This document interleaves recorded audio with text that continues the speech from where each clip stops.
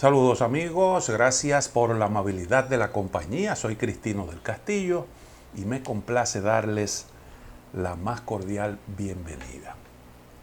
Yo estoy convencido de que se aproxima una gran escalada del conflicto en Oriente Medio. Esto lo digo con gran dolor en el alma. Y yo quiero explicar por qué pienso de esta manera.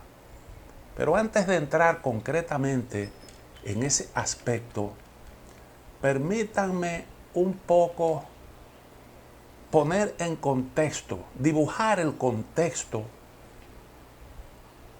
que prevalece en la zona y cómo esto encaja en la situación mundial de hoy. Lo primero que a mí me llama la atención es que en la narrativa occidental de lo que se habla es del derecho que tiene Israel a la defensa. Parecería como que todo comenzó el 7 de noviembre del año pasado. Y resulta que este es un conflicto de larga data. Y así como Israel tiene derecho a defenderse, los palestinos también. Porque Israel mantiene ocupados los territorios palestinos de manera ilegal. No ha frenado su política de asentamientos de colonos judíos. Al contrario, la ha acelerado en el contexto que se vive actualmente. Y los abusos contra los palestinos que cometen los colonos son realmente, bueno, eso está muy bien documentado. Incluso hasta el gobierno de Estados Unidos ha impuesto sanciones por esa situación. Gaza no es la primera vez que Israel la interviene. No es la primera vez que hace lo que está haciendo. Y Gaza era, antes de los ataques del 7 de octubre del 23, era, como le decían, una cárcel gigantesca. No estoy con esto justificando las atrocidades cometidas por Hamás ese día, cuando mató un montón de gente inocente y secuestró a otras. Eso es lo que también le criticamos a Israel. Y es una situación a la que se ha llegado en esa situación, en esa región, precisamente por el rencor que durante décadas se ha venido acumulando. Ahí no hay un solo palestino, un solo israelí que no tenga algo que lamentar. Y esa es una situación que hay que tomar en consideración. Pero ese es un aspecto del conflicto. Hay otras cosas que están en juego ahí. ¿Qué es lo que está en el fondo, además de este problema? ¿Qué es lo que está en el fondo de la situación que se vive allí? Bueno, yo creo que uno de los asuntos medulares importantes es lo que tiene que ver con los recursos energéticos. Oriente Medio, eso se repite con mucha frecuencia, ya es una especie de cliché, tiene importantes reservas petroleras, petróleo y gas, eso está en abundancia ahí. Todavía esos son recursos energéticos cruciales para la humanidad. Hoy en día, los países que conforman el grupo BRICS controlan, he visto cifras distintas, pero el cálculo más conservador habla de un 24% del petróleo que consume el mundo. Y hay quienes estiman que si el grupo BRICS amplía, como lo ha venido haciendo, su influencia en Oriente Medio, Rusia, China, pudieran entonces tener el control de cerca del 80% de todo el petróleo. Y hoy en día ese es un recurso vital. Y una muestra de eso, de la importancia que tienen esos recursos, es el hecho de que, no obstante a que hay una guerra ahí en Ucrania que enfrenta a Rusia con Occidente, Estados Unidos le pidió a Zelensky que no bombardeara las refinerías de petróleo rusas por el problema que eso podía ocasionar en el mercado mundial de los combustibles. Zelensky protestó: ¿cómo es que nosotros estamos haciendo una guerra, estamos en guerra con este país y no podemos atacar algo que se entiende que es vital, porque los ingresos de Rusia dependen justamente de eso? Bueno, por las mismas razones, Ucrania tampoco se ha atrevido a bombardear los gasoductos que pasan por su territorio, porque Europa depende todavía en gran medida del gas de Rusia. Estados Unidos incluso ha modificado su política hacia Venezuela por esa situación, para que el petróleo pueda fluir con más intensidad. Y también por el problema migratorio. Pero el tema del petróleo es una cuestión fundamental. Y entonces, imagínese usted Oriente Medio, lo que significa en materia de flujo hacia el mercado de estos productos energéticos. Luego está el tema también de las rutas comerciales, que no es cualquier cosita. Porque no olvidemos que Irán controla el estrecho de Hormuz. El estrecho de Hormuz conecta con el Golfo de Omán y por tanto al mar Arábigo. Por esa zona, por esa ruta, transita el 20% del petróleo que consume el mundo, aproximadamente. Y bueno, el estrecho de Hormuz lo controla Irán y lo puede cerrar en cualquier momento. Y los hutíes, por su parte, controlan otra ruta comercial que es crucial, que es esa que va por el Mar Rojo y que conduce hacia el Canal de Suez. Por ahí transita una gran parte de toda la carga que se mueve en el mundo. Bueno, ustedes recordarán el corre-corre que se armó cuando un gran carguero se quedó atascado en el Canal de Suez y entonces impedía el tránsito por esa ruta. Ahí hubo una situación de alarma y hubo que rápidamente intervenir para corregir ese problema. Y entonces ahí está un asunto que es importante. Oriente Medio es para Occidente y para el mundo entero algo de mucho peso. Y entonces Israel es, dentro de Oriente Medio, dentro de esa zona tan importante, el garante de los intereses occidentales, el gran garante de esos intereses. Y el papel de Israel es cada vez más crucial, tomando en cuenta la correlación de fuerzas en la región. Que a eso fue que hizo referencia Benjamín Netanyahu cuando le respondió a Macron sus críticas. Macron, recuerden, propuso recientemente que se congelaran, que se suspendieran los suministros de armas a Israel por las barbaridades que está cometiendo en Gaza, en Cisjordania y ahora también en Líbano, en donde produce ataques que ocasiona la muerte de un montón de civiles y destrucción de objetivos civiles. Algo parecido a lo que ha estado haciendo en el territorio de Gaza. ¿Y qué le respondió Macron? Dice, bueno, tenga en cuenta, señor presidente, que a nosotros nos están atacando desde el Líbano, donde opera Hezbollah, desde Yemen, donde están los hutíes, desde Siria, donde hay milicias proiraníes. Tenemos ahí un gran reto en el territorio de Irak y el gran problema que representa Irán, que es un Estado que no reconoce nuestro derecho a la existencia. Eso es lo que plantea Netanyahu para justificar la política que ha estado implementando. No olvidemos también que Rusia ha incrementado su presencia en Oriente Medio, sobre todo su presencia militar.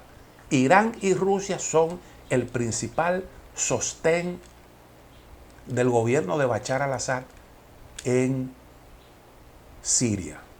Rusia se ha distanciado de Israel en la medida en que ha fortalecido sus relaciones con Irán, ampliándolas al campo militar. Es importante porque mucha gente desconoce que Rusia e Israel venían manteniendo excelentes relaciones. Excelentes relaciones. En Israel hay una comunidad amplia de origen ruso. Una comunidad de judíos de origen ruso. Hubo un gran flujo migratorio después de la caída de la Unión Soviética. Muchos rusos de ascendencia judía se mudaron a Israel. En Israel hay incluso un partido político formado por ciudadanos que han salido de Rusia. Y cuando el gobierno de Netanyahu se proponía realizar algún tipo de bombardeo en Siria contra esas bases que de cuando en vez disparan desde el territorio de Siria contra Israel, lo primero que hacía era comunicárselo al Kremlin. Y esa situación esa relación se ha ido deteriorando porque Rusia tiene hoy en Irán un aliado que es fundamental, que le ha brindado un apoyo importante, muy importante, en el contexto de la guerra en Ucrania. Entonces Israel con Netanyahu ha apostado por el cambio de la situación complicada que tiene en Oriente Medio por la vía militar. Netanyahu cree que es riesgoso negociar una solución al problema palestino en un contexto como ese y apuesta por la salida militar. Hace mucho tiempo que Netanyahu piensa así, pero esa posición se ha fortalecido con el cambio de las circunstancias. Y eso es lo que explica que Israel hoy esté atacando en todas las direcciones. Realiza ataques contra los hutíes en Yemen, contra Hezbollah en Líbano, ataca las milicias en Siria y tiene un problema ahí planteado, unos intercambios cada vez más peligrosos de ataques con Irán. Entonces, a mí me parece que Israel está repitiendo errores del pasado. Porque no olvidemos, Israel ha ocupado el sur del Líbano en unas 6 ocasiones. En unas 6 ocasiones. En el año 82, Israel ocupó el sur del Líbano para desalojar de allí las bases de la Organización para la Liberación de Palestina.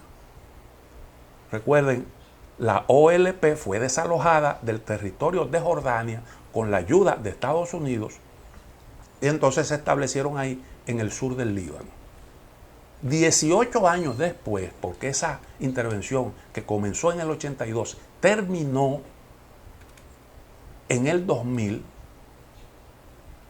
un tiempecito después ya tenían ahí en el sur del Líbano nada más y nada menos que a Hezbollah. Y recuerden que también ha intervenido múltiples veces en Gaza. Hace un año, como todos sabemos, Israel comenzó una intervención a gran escala en Gaza y no ha podido exterminar a Hamás, que como dijo un alto oficial de la Fuerza de Defensa de Israel circula por la sangre de cada palestino. Eso es imposible exterminarlo, porque es el producto de esa realidad que se ha vivido ahí por décadas. Eso no va a desaparecer. Mientras haya un palestino ahí, jamás existirá con cualquier otro nombre que se pueda inventar. Gaza es del tamaño de una pequeña ciudad europea, de una pequeñita ciudad europea. Israel no ha podido controlarla totalmente, a pesar de que ha desplazado la totalidad de la población y que ha destruido toda su infraestructura. Ahora hay que preguntarse, ¿qué es lo que propone el gobierno de Estados Unidos?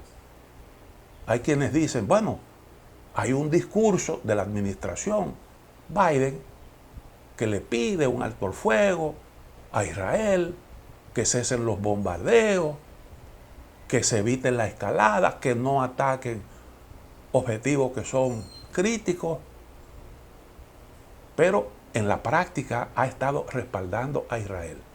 Le ha estado apoyando con dinero y le ha estado apoyando con armamento. Entonces ahí dicen, hay un doble discurso. El problema es que Estados Unidos no tiene de otra, porque no puede permitirse que los enemigos de Israel se le impongan.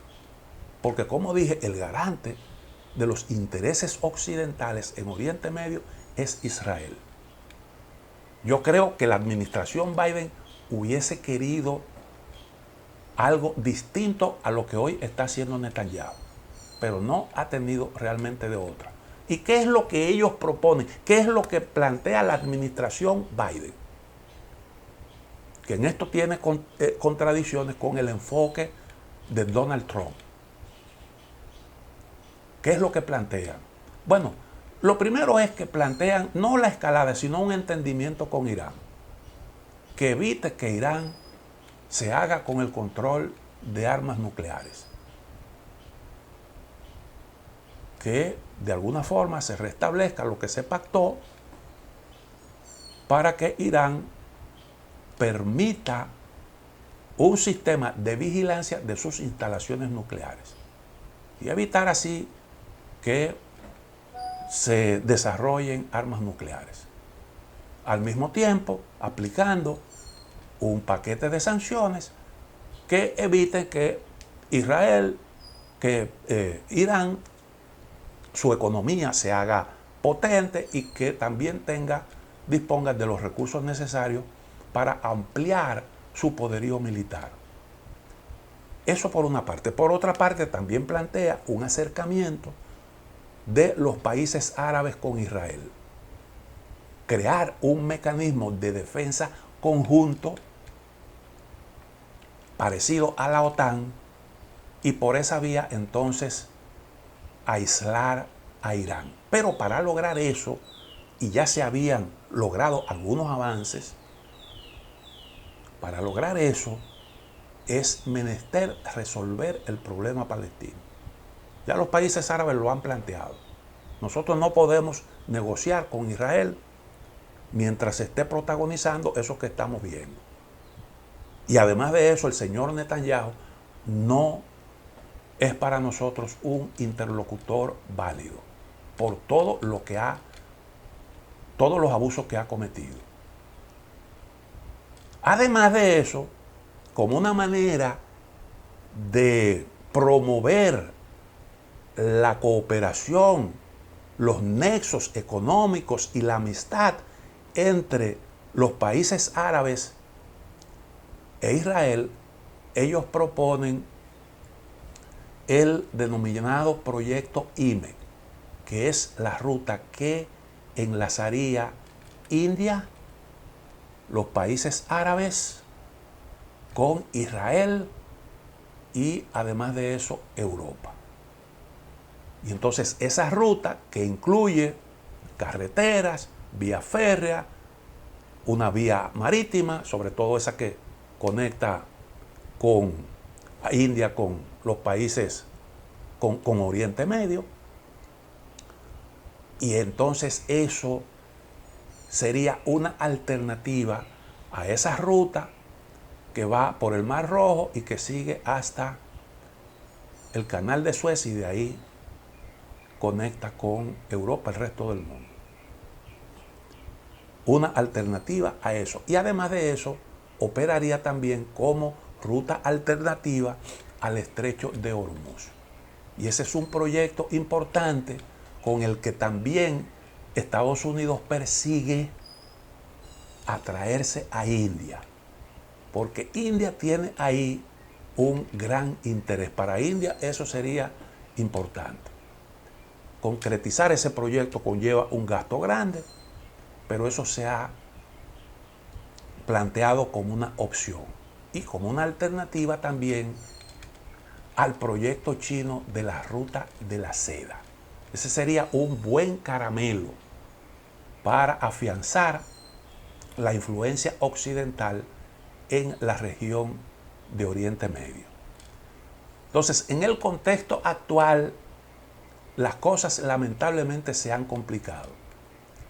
Porque, bueno, ahora resulta que Rusia, que jugó un papel fundamental en la firma del acuerdo nuclear con Irán, porque era el interlocutor con el que más cómodo se sentía el gobierno iraní. Ahora hay una alianza ahí estratégica, se ha creado un ambiente de proliferación nuclear que puede beneficiar a Irán. Irán hace mucho tiempo que está buscando hacerse con armas nucleares porque es la forma de mantener a distancia a Israel, que se ha propuesto bombardear las instalaciones nucleares iraníes. Esa es la posición de Israel, que no es una posición nueva. No es una posición nueva porque hay que recordar que el gobierno de Menachem Begin en 1981, hay mucha gente que no recuerda eso, bombardeó un reactor nuclear iraquí. Una decisión que produjo mucha inconformidad, sobre todo en Francia, que era quien controlaba ese proyecto. Eran los franceses los que construían esa planta nuclear. Israel decía que esa era la vía para que Irán terminara haciéndose con armas nucleares. Y ese precedente está ahí. Esa ha sido la posición de Netanyahu, que ha apostado por la escalada, pero que necesita a Estados Unidos. Está convencido, y es así, de que si da un paso a favor de la escalada, Estados Unidos no tendría otra opción que seguirle los pasos. Sabe Netanyahu perfectamente que los demócratas en Estados Unidos lo ven como un obstáculo para su proyecto hacia Oriente Medio. ¿Qué es lo que quiere Estados Unidos? En adición a lo que ya planteé. Bueno, desarticular la estructura de poder que existe actualmente en Líbano para comprometer a ese país con el combate a Hezbollah y para cortar la influencia que tiene Irán en ese país, que prácticamente lo tiene hoy en día bajo su control. Estados Unidos quiere un gobierno dócil en Gaza y Cisjordania.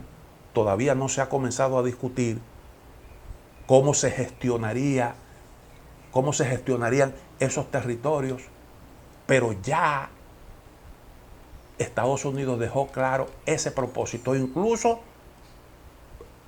presionó para que se produjeran cambios en la Autoridad Nacional Palestina, que es un gobierno el que encabeza Mahmoud Abbas, bastante moderado en el contexto de Oriente Medio. Pero quieren ahí, en esos territorios, una gestión palestina con la que Israel se sienta cómodo. Pero también quieren un Israel que esté dispuesto a aceptar la idea de un Estado palestino, a lo que Netanyahu se opone radicalmente. Y por esa razón, a él no se le considera parte de la solución. Al contrario, es parte del gran problema que hay en esa zona. Entonces, yo creo que Netanyahu está apostando a la derrota de los demócratas. Lo vengo diciendo desde hace mucho tiempo. Porque recuerden que Barack Obama quiso en un momento determinado impedir un triunfo en las elecciones de Netanyahu y mandó a su asesor político principal de campaña a asesorar a la competencia en esas elecciones. Y Netanyahu le devolvió con el mismo golpe. Y aceptó una invitación de los republicanos a Washington, dijo un discurso en el Congreso. A Barack Obama eso le molestó muchísimo. Dijo que él no sabía qué iba Netanyahu, que nadie, ningún funcionario de importancia lo iba a recibir porque él no había sido oficialmente invitado por el gobierno de Estados Unidos, que es quien conduce la política exterior del Estado. Pero Netanyahu fue, y no hace mucho estuvo también invitado por los republicanos. Bueno, también por los demócratas, que son defensores radicales de Israel. Ahora usted ve que los republicanos y los demócratas compiten por quién es más radical defendiendo los intereses de Israel. Y entonces Netanyahu está consciente de que puede arrastrar a Estados Unidos y colocarlo en el terreno que a él le interesa. Netanyahu está apostando por la victoria de los republicanos, por la victoria de Donald Trump. Porque no olvidemos que Trump comparte la misma visión que Netanyahu sobre la situación de Oriente Medio.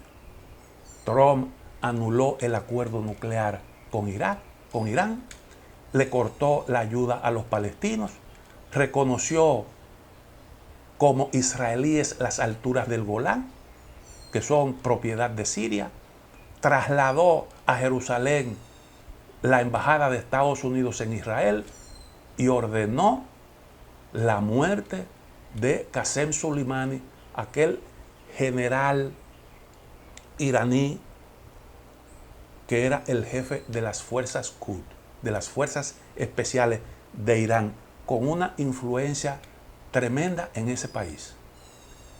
Y no descarto entonces que al acercarse las elecciones en Estados Unidos, el gobierno de Netanyahu desate una gran escalada, que podría eso poner en una situación difícil a los demócratas en su competencia con los republicanos por la Casa Blanca. Un saludo cordial para todos.